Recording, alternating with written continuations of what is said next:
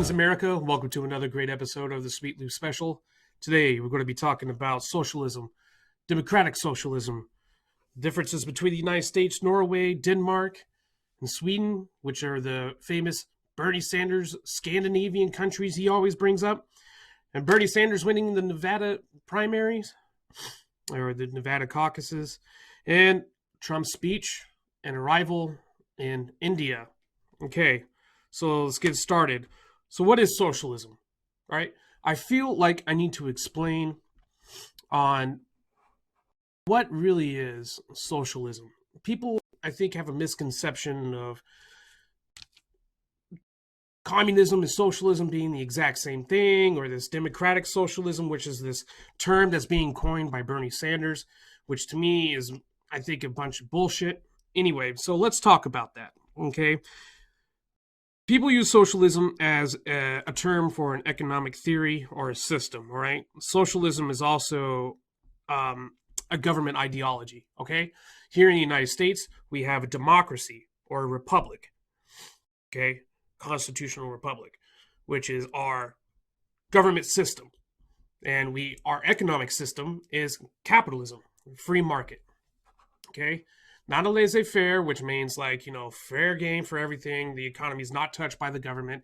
We live in a capitalist system where the government does create laws that prevent abuse, monopolies, and try to preserve free trading, free business, and protect the American people from unfair practices in the economy. Okay, so socialism, right, as defined here by Merriam-Webster, all right, is one, any of various economic and political theories advocating collective or governmental ownership and administration of the means of production and distribution of goods. Two, a system of society or a group living in which there is no private property. Part B, a system or a condition of society in which the means of production are owned and controlled by the state.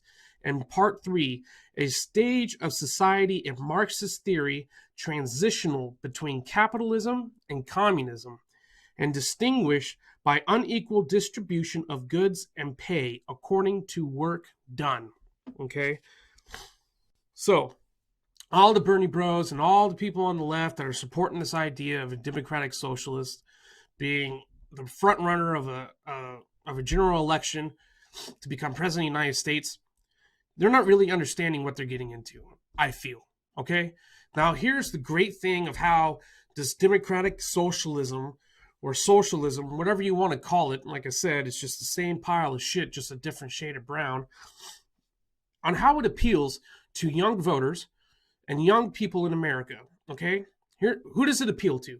Who does this idea of, universal health care, tuition forgiveness, basically free schooling, for people in the United States. Who does that really cater to? And who does that really, the people that are in college and are paying out the ass for it? Yes, and I agree that the cost of universities in the United States are just really outlandish. And people that have part-time work, that don't get full health care coverage, and that have to go to school. And again, these all vary state by state because it's not the case for everyone. There are people in much better off states that, as in state of Washington, for instance, that you can get health care coverage working part-time and being a student. We have Apple Care in the state, okay, which we, the taxpayers, are paying a lot of different taxes, which is 44 cents per gallon sold of gasoline. We pay a 10% income tax, not income tax, 10% sales tax here in this county. The sales tax vary county by county, but there is a sales tax set forth by the state. But does that mean socialist? Does that mean socialism? No, it does not. Okay, because it piggybacks off of how successful the capitalist economy is. We are not doing state ownership of private property, of private businesses here in the state of Washington or in anywhere in the United States. Okay, so let's break this down. You got four different parts. You got these are different. You got democracy, which is usually put together next with capitalism, right? Democracy is the government, capitalism is the economy, okay? Then you have what It's communism. All right. So what is communism? Right. As everyone knows, you got the USSR, the Soviet Union, that's been the most well-known communist state in the entire world has seen. We still have communist China, and we have the Democratic People's Republic of Korea, North Korea, which is communist. So what is communism? Right? It means total government control of the economy. The government plans what the economy produces, what different sectors produce what at what times, and it's all in control of the people and is highly regulated by the government. There is no private part of it. So, for instance, car manufacturing, right?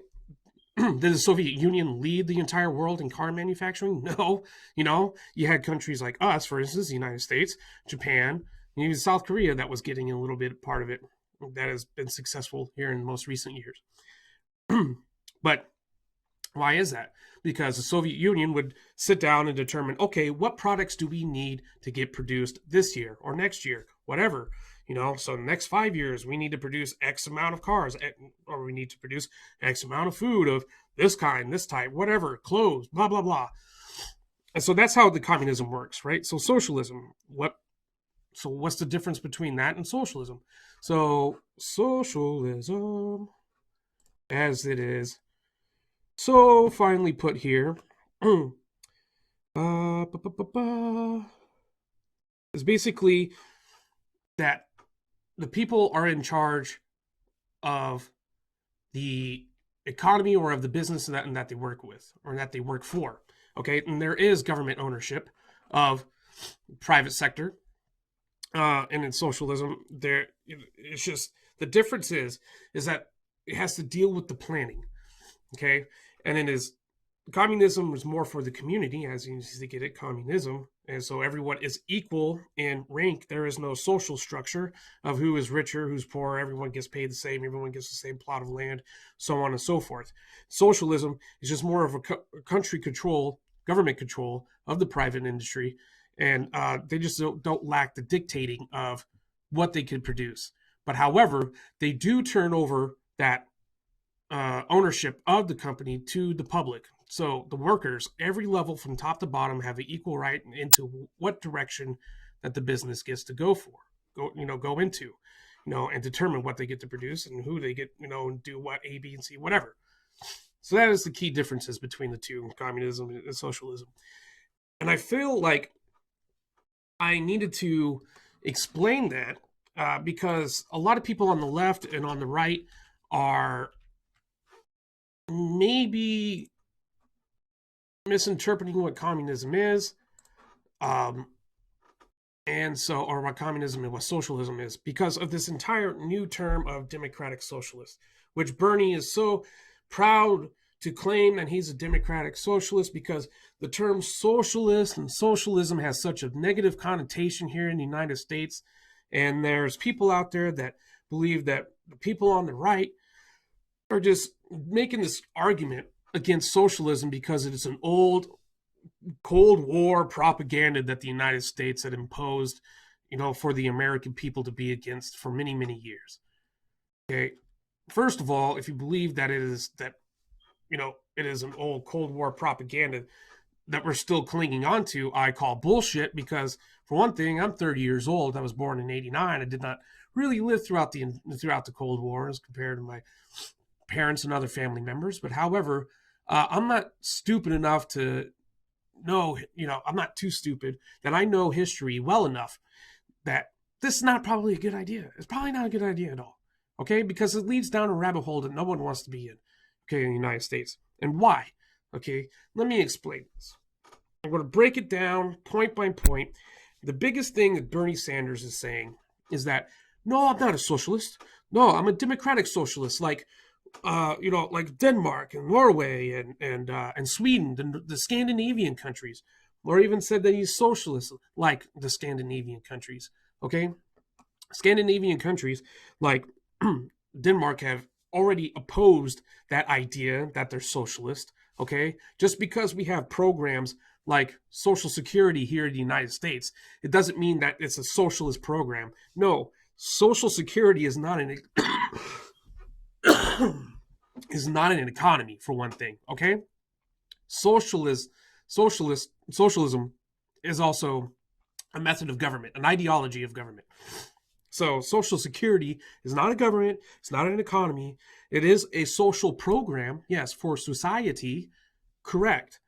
But if it's almost like the left is wanting to change the definition of socialism and try to like cram it down the throats of the American people to be like, no, it's not the same, it's different. It's socialism. Like we want to help you out. We want to help everyone out, which is great. Everyone wants to help everyone out. Got it. But to force industries, private industries, to be taken over by, the janitor and by Debbie and fucking accounting, and have an equal right to say and to what direction the business needs to go to, that is a government interference of the private sector, right? And which is wrong. I don't agree with it, not one bit. But the one thing I really wanted to break down is about his comparison to these countries like Norway, Denmark, Sweden. All right, I want to start with Norway. So I got into an argument today. Sometimes I take a little bit of time, maybe not a little bit. My wife would say a lot of time arguing on Facebook, commenting with people, getting little arguments. I mean, 9 times out of 10, it's kind of a peaceful arguments. It's just kind of debating. Can't say I've had too many of bad experiences with people just being outlandish and straight out calling names, but I've had it before, but I digress. About this guy, and got into an argument, like I said, Facebook, and he wants to talk about Norway. Oh, we want to, Norway, they pay 50% income tax. As you guys remember on my last episode, I talked about Denmark has a 55% to 65% tax bracket.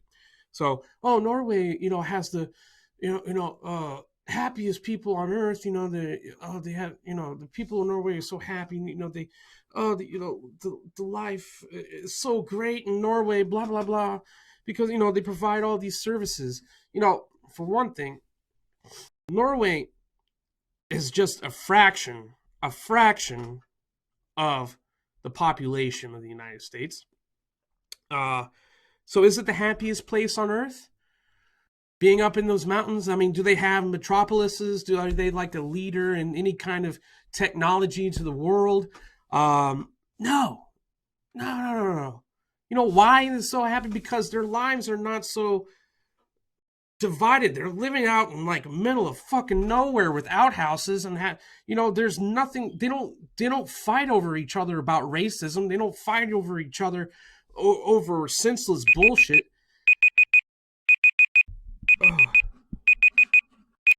Timer there, huh? Over senseless bullshit, and they're not being divided by their politicians, like we are here. We're always at each other's throats, and so, that's a good part of it. But let's take a look at like really what goes on in Norway, right? So, I want to be like Norway. Okay, so you say you want to be like Norway only, but only in the healthcare part. But you do know that like Norway also like abducts their citizens' children in a way. I use the term abduct because they don't go through a series of due process to take children away from their parents that they claim to be mistreating them and put them into foster care. There have been countless cases of the Norwegian government going into families' homes, taking the kids into child protective services and putting them into foster homes over crazy reasons. One of the cases with 2 American children taken from their family, from their parents. Okay, these children were born in America. The family decided to move from America into to Norway and start a new life there. And so there was concerns of that the parents were indoctrinating their children into Christianity. The government refused to openly say that. They said that it was a case of abuse. And then the parents were found out later that through digging deeper into this situation, that they were heard that they were told that they were religious fanatics or whatever. And like, even if that's true, they came in without any due process and any evidence or proof that this was happening. Just came in. Oh, there's nothing you could say, nothing you could do. I mean, there's countless, and I'll even read this part. I mean, you can go on Google, internet, wherever, and you can search this shit. And you see, like, for instance, I got a little part here. It says a 19-month-old baby was taken from his mother because he was underweight by 400 grams. 400 grams.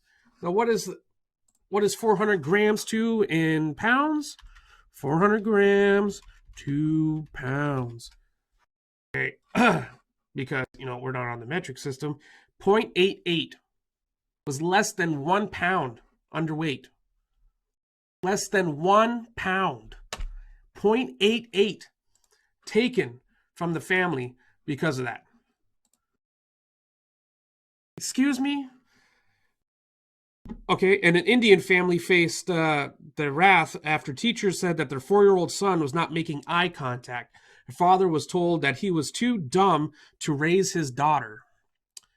Wow. Okay.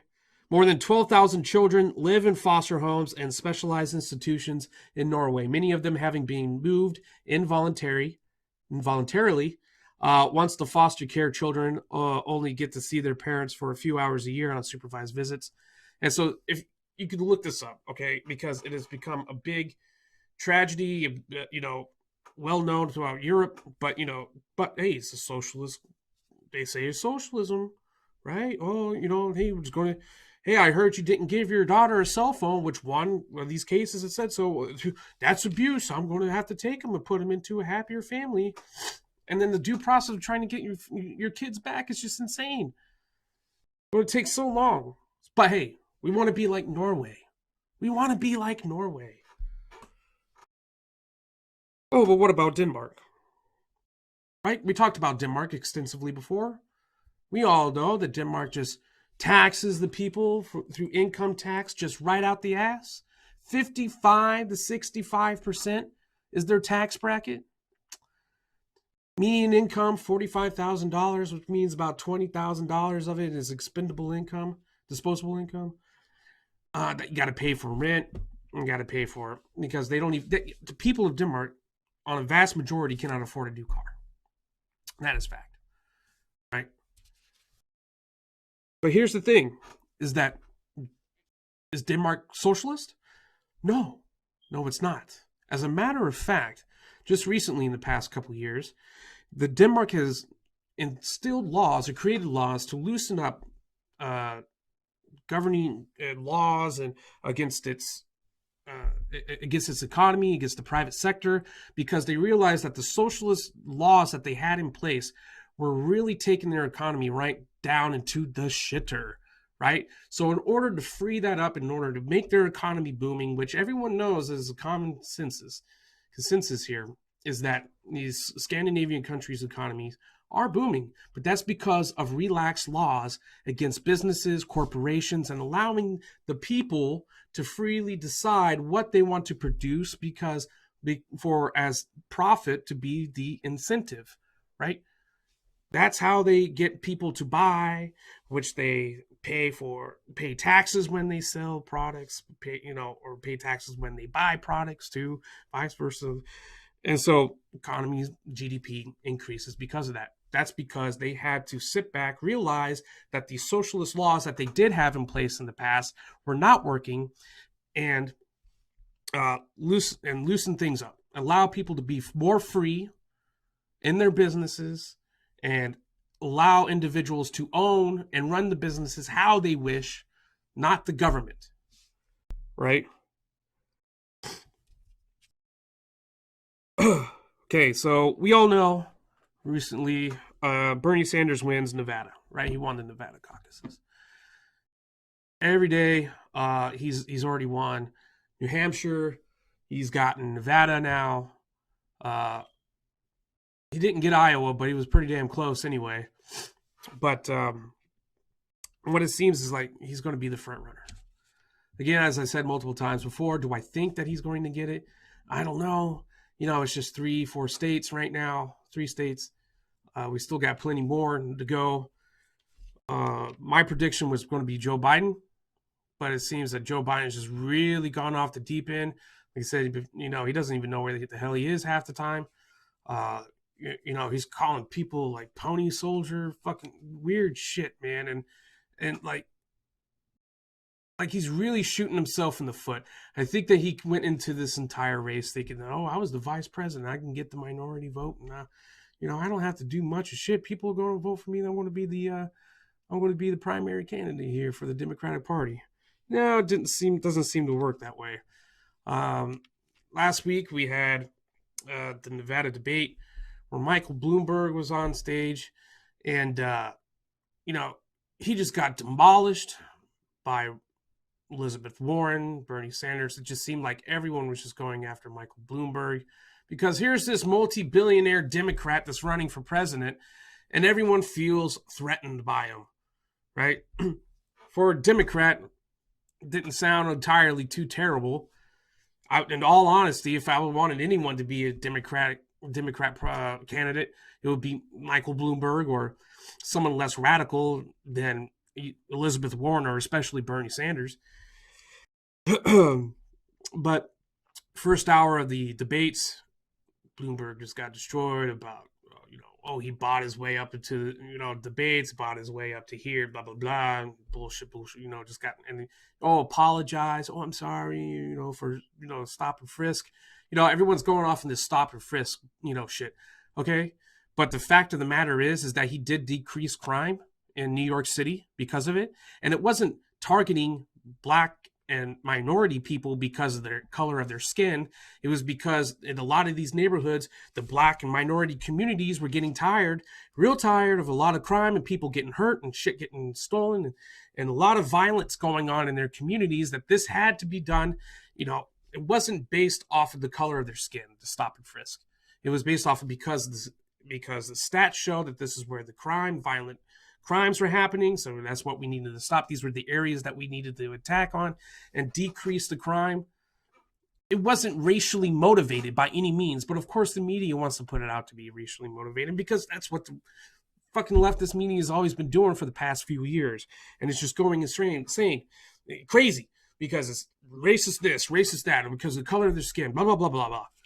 The one that keeps barking racism is the ones that are creating division amongst the American people through this facade of that there's racial tensions. Racial tensions are being created by this because we have to hear over and over racist this, racist, white supremacist, fucking this, that, constantly from the leftist media. It's absurd. It's hate-filled. 100%.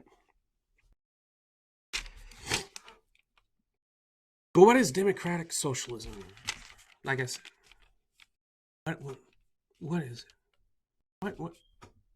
No, I want to be a democratic socialist like Norway, like Denmark. I really don't even understand what it is. I mean, like I look online and I try to find like what a democratic socialism is, and it says it's just like small government intervening into the private sector, into the economy, tighter regulations. No, it's just the same shit. It's just trying to, because, again, he's always been talking for many years about voter turnout. Is Bernie Sanders popular with the senior community, with the older people in the United States? Not at all. Who is he really getting as front runners to come and vote? Is younger people. People in college, probably people under 30, people not working probably a lot. People think that they deserve more than that they do because they think that they're special. It's just crazy. Because they, the promise of free stuff, and the left wants to say, oh, we're not giving anything for free. No, you're right, because the American people are going to be paying for it. But let's just say, for the sake of this argument, of course, if I have $40,000, $60,000, $80,000 of college tuition debt, Yeah, fuck yeah. I'm like, oh yeah, free? Free? You can pay that shit off? Yeah. Yeah, hell yeah, I'll go for it. Yeah. But nothing's free. Nothing is free in this world. Not even that. Not even the healthcare. They can promise you this. There's this been, but everything comes at a cost. It's what they're not telling you is what you should be worried and concerned about if you give them the power to turn this into a socialist government, as in a socialist economy. Because I'll break down these numbers. I'll show it to you. I mean, the proof is in the pudding, you know, here in a little bit. Okay, back to the Scandinavian countries. All right, like I said, Scandinavian countries, like the three that we've been talking about here, they're not planned economies. No one sits down in the government and says, we need to produce A, B, and C in the next 5 to 10 years. Okay, so that's not socialism, right? It's a capitalist country, as in their capitalist economy. There is governmental laws and put into place to kind of overlook and make sure that there's fair trade and no one's getting abused and and the public, for the public safety, of course. And it's not a laissez-faire, but it is capitalist in those three countries. Okay, private businesses get to dictate their production, but however, this is what makes them using their social programs like universal health care and providing 3 years of maternity leave with a stipend on top, and all these other social programs, which is not socialism, but they're social programs, is because the economy is booming, and the capitalist turning, a capitalism machine going strong in those countries, that they're able to tax high on the income, and the high taxes is what pays for these programs. Look, everyone knows, and even Bernie Sanders has said this, that we have to increase taxes on the American people in order to pay for these programs, right? He's already been proposing like a 77% death tax, that if you inherit like I don't know fucking how much. I think there's an X amount of money that you need to inherit if someone dies, and the government takes 77% of it. You mean to tell me that if I work my ass off my entire life and my entire estate is over $1 million and everything gets sold after my passing and gets passed down to my children, 77% of it gets to go to the government? What the fuck are you talking about? This is fucking crazy. Taxes, like I've said before, taxes everywhere. Oh my god, you can't even step outside without having to pay any kind of tax. Goddamn tax on your house, taxes on your gas, taxes, oh, some counties out there in the United States, they require you to have a pet tax, which is, oh, you have to register your cat for $12 a year. A fucking cat for $12 a year. Are you out of your mind? We're paying so much taxes out of here. It's crazy. I don't understand how this doesn't outrage people more. And they want to tell me that we don't have enough money to be doing these programs anyway? What is the core problem about that? And let me tell you why. What is the problem? The problem is misuse. The problem is overspending and where it shouldn't be, is because in the government sector, there is no incentive of profit. There is no incentive other than just getting promoted to the next pay grade. And that's about it. And then that there's people that know they can get away with almost anything without getting fired. What's the incentive on the government sector? GS jobs. I've seen people all the time in government jobs. It's like going to the fucking DMV. Okay, hey, number 12. Yeah, please come to the counter. Oh, you don't have the right paperwork. You filled out number 12 all wrong. You got to do it again. Next. Do you think the government workers give a shit? A lot of times is no. There are good people out there, but really when the government sector has to rely on the good faith of the individual, we're pretty fucked. Okay, especially depending on the city, like New York City, Los Angeles, or any other major metropolis in the United States.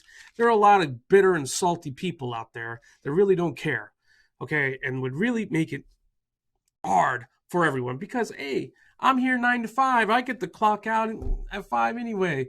Who cares? But hey, we want to trust the government with billions and trillions of dollars that comes from the taxpayer, even at the state levels. And they just, where does all this money go? There's been proposals that in the next 5 to 10 years, if we have to implement this universal healthcare program, that is going to increase the entire tax spending, or spending of our budget from 1 point something trillion to like 4 times that. I don't have a source for that, so don't take me verbatim for that. And I can find it if you want me to, but this is from what I've heard. But the fact of the matter is that we're going to be paying a lot more in taxes. Bernie's tax plan, from what I've looked up on Bernie's little website, is that, we're just going to up the taxes brackets. Some of them are going to go from 34% to 37%, depending on how much you make. But if you make more than $1 million or $10 million, it's going to go up to like 70%, 60%. Blah, blah, I can't remember the exact tax bracket numbers that he put up, but you guys can look it up. It's on his website. For his campaign. But do you think that even if it was just a small tax hike of, let's say 3-4% for, the average middle class worker at the 22% bracket at 65,000, you think that's going to really afford the, healthcare for everyone? Or do you think that if healthcare was provided for 330 plus million people, that the spending on that would probably outweigh more than that small percentage of taxes? Oh, but the rich are going to get taxed more. Okay, so let's talk about that tax on the rich, right? Let's say, like, for instance, on this argument that I got with this man in California, he's like, oh, well, in California, if you make $1 million or more, you pay extra 10% in state income tax. Okay, great. Let me break this down for you, killer. Let's say I own a business. Right? Small business here that I could produce, let's say a restaurant. And in this restaurant, I'm pretty successful, right? My revenue is maybe $1 million, right? So I make $1 million because that's the revenue that I take in. So I get taxed an extra 10%. What's the big deal, right? But wait, hold your horses. I still have expenditures like wages to my employees. I still have to buy materials, supplies, and also pay the rents, or i.e. the property that my business sits on, which includes either lease agreements, if that's applicable, and also taxes. Then you have your corporate taxes, or not corporate taxes, excuse me. But then, so what does the business owner really come out? Maybe about $70,000, $80,000 a year, right? So that means that person is going to be taxed 10% more in comparison to someone that has a 9-to-5 government job and not doing shit that's making the same amount. Great system. Which the caveat on that, he goes off to say that that 10% goes to mental health programs in California that really help the people.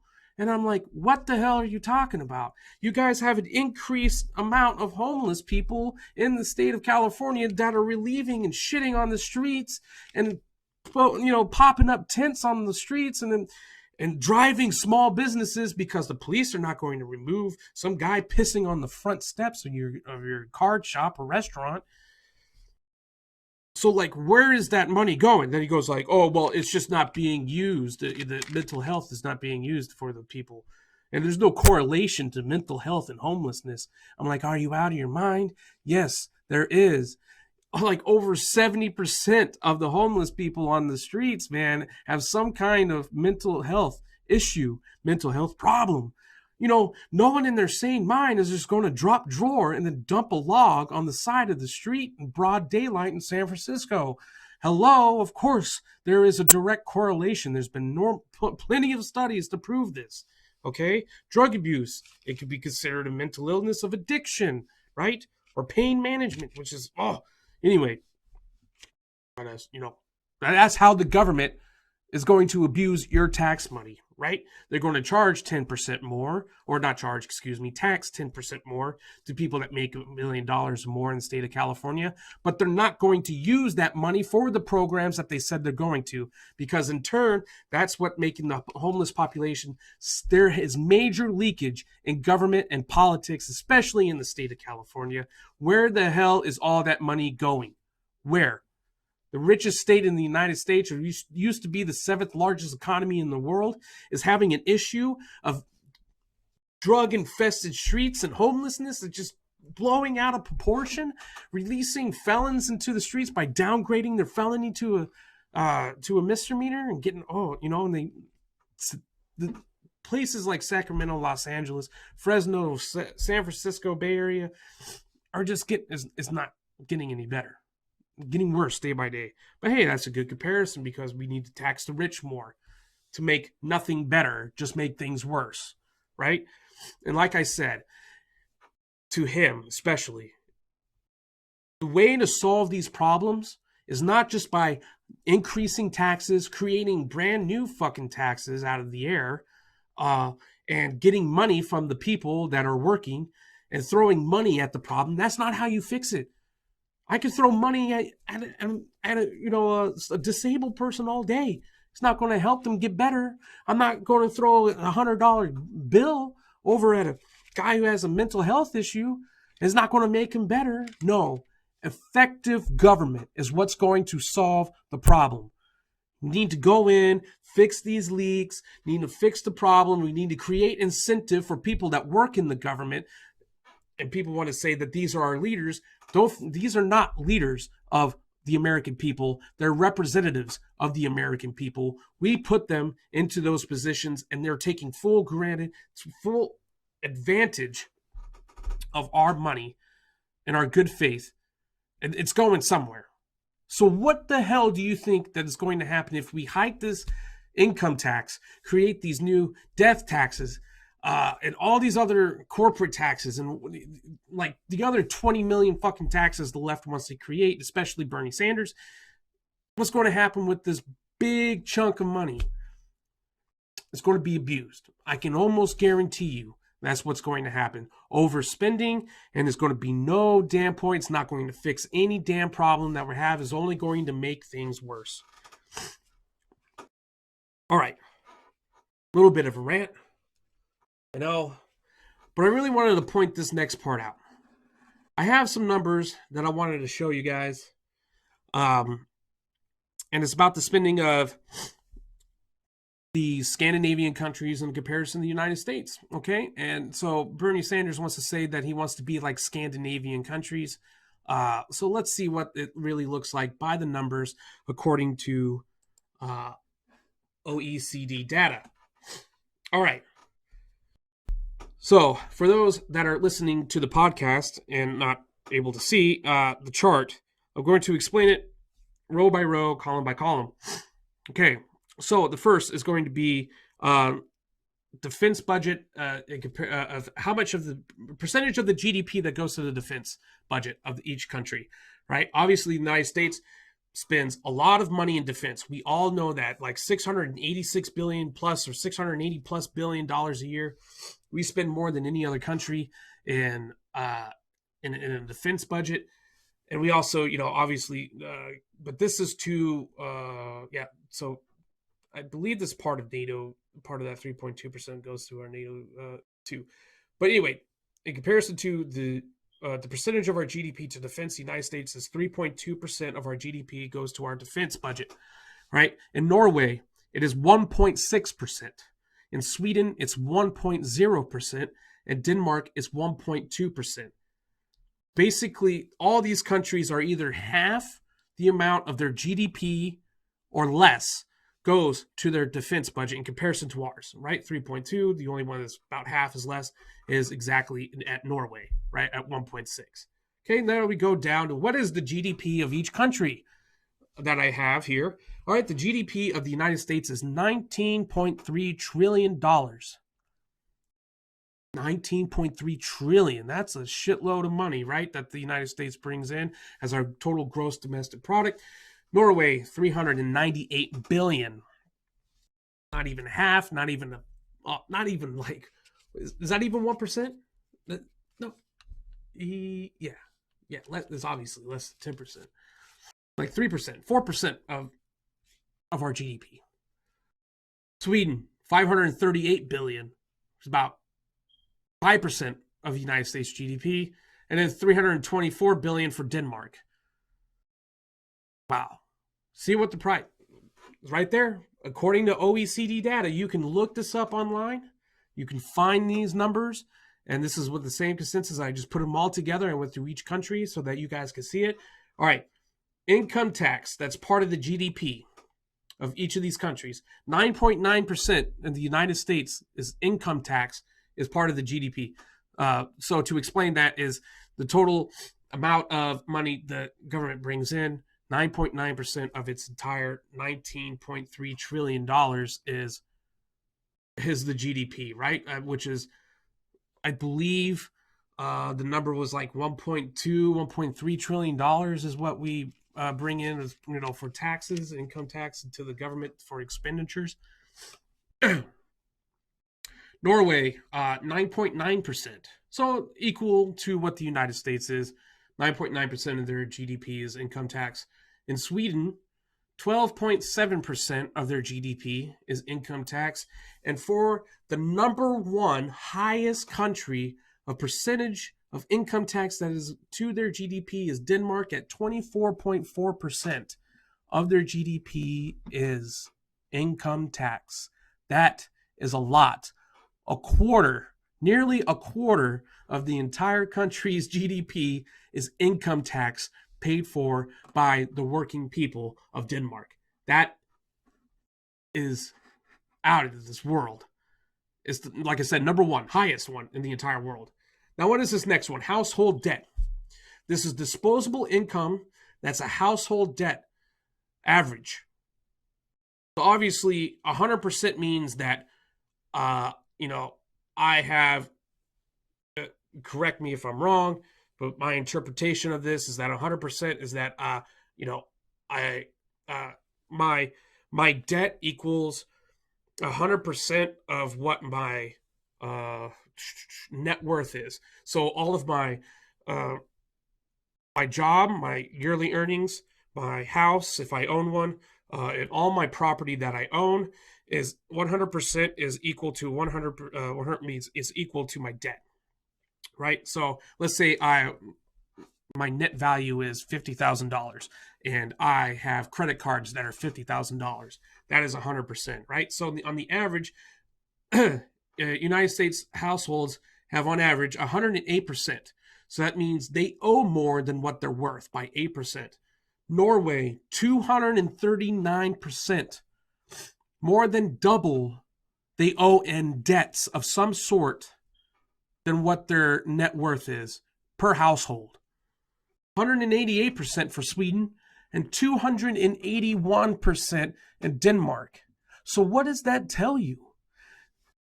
The people, I don't know what the people are doing. I got to look into this more, but to me, this was shocking to even see this number for Denmark, Sweden, and Norway, because everyone says that United States is just, out there when it comes to, getting debt. What is the left's and what's Bernie Sanders' top priorities is student loan forgiveness, that we have so much student loan in comparison to how much we are worth. Well, here's the numbers. This is the average of the household. Where is the proof of that? So what is Denmark, Norway, and Sweden? What are those people getting all this debt into? What is the government debt of the United States? It's 136%. All right. We all know that we've been in debt.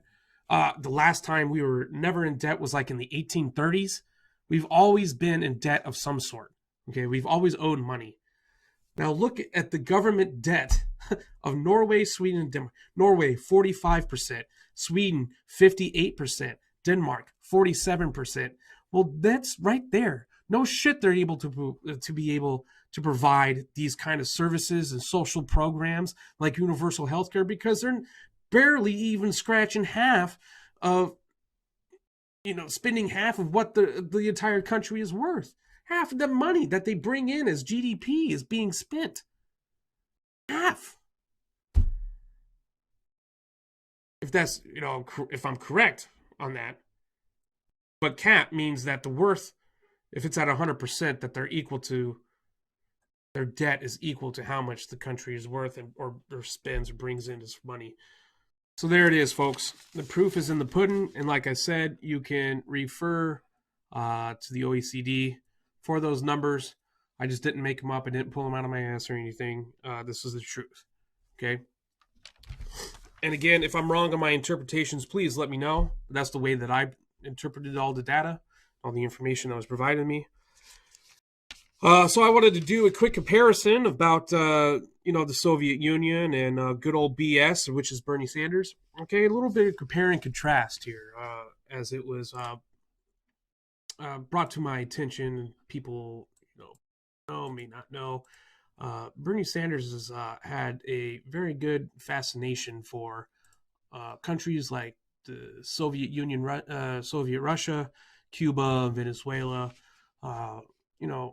Bernie Sanders was in the Soviet Union, visited the Soviet Union as for his honeymoon in 1988 with his wife when he was mayor of Burlington, I believe is what mayor of.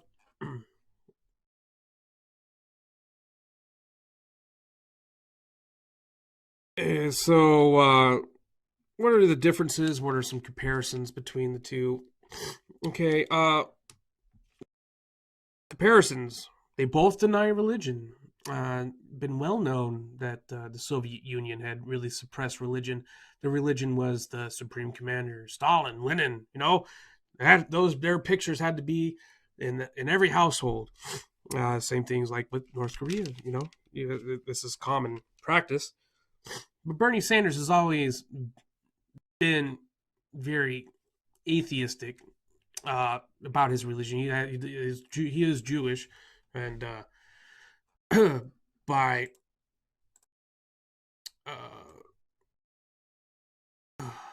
by birth, but a non-practicing Jew. So people are very hesitant on where he really stands with religion.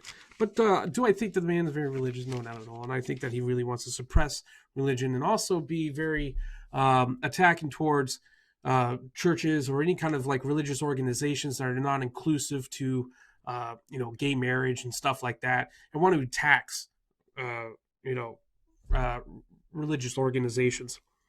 Um, Also, some more comparisons that the government control over private industry. They both believe in that. That's for damn sure, because Bernie Sanders has always said, even to Michael Bloomberg, that hey, the people, need to be in control of the company. The company needs to be dissolved, not from one person or from shareholders, but everyone needs to have, equal say. But hey, at least they both want free healthcare or had free healthcare and free schooling, right? But here's the differences. The Soviet Union only lasted 69 years, while Bernie Sanders is still going on for 78, strong and healthy. The Soviet Union also killed millions of his own people under Stalin's regime. But hey, at least they had free healthcare. Thank you, Stalin. And but Bernie Sanders hasn't killed millions of people, at least not yet, and hopefully never will. And that is just my little bit of dark humor. But hey, people are starving. They got bread lines. They hand out little pieces of bread for everyone. Everyone gets rationed. But hey, at least you get free healthcare. Hey, at least you get free schooling. Because again, where's the damn incentive? There really isn't one. Okay? And to end off today, Trump speech in India. So far, so good. I haven't seen a lot of leftist media backlash on Trump's appearance in India and his speech. I listened to his entire speech. And to me, I don't know. Yes, of course, I'm a big Trump fan. But his speech was it was very powerful, in my opinion. He had a lot to say about India, the Indian people, and of course, as a president should and always do, speak highly of the American people, and which he did. saying that we have a booming economy, and that basically, in a nutshell, that he is great for all the advancements that the country of India has been working on in infrastructure and sciences in their economy, and really hopes that both of our nations can come together in unity and show the world what it means to be really free and have the people be in control of their lives and into their markets, and be an example of what it means to be free in this world. So it was a great speech. So that's going to end today's show. I want to thank you all for coming out and listening to my spiel. Yeah, I get real, maybe a little bit emotional on this, and I love doing it. You know, it's fun, and I really want to provide you guys with the truth. And if you haven't, you know, get on my YouTube channel. Please subscribe. That way, you get the updates of when I go live and give you content. Follow me on Facebook at the Sweet Lou Special. You can also find me on Twitter. It's Sweet Lou 8. And you can also find these podcasts available on iTunes and Spotify. So you got like 5 different outlets, 4 at least, catch these podcasts and the Sweet Lou Special and listen to my bullshit. And again, I appreciate it. We hit 10,000 on the Facebook page. Fantastic. Awesome. Thank you, every single one. Keep getting engaged in the content. We're going to have more memes, going to be putting out more articles, going to really get the people, the followers, and, you know, really engaged in conversation, because I feel that that's where we all learn and where we all grow, through civil and educated conversation. Again, thank you. Subscribe, follow, catch me on all those. You guys have a great night.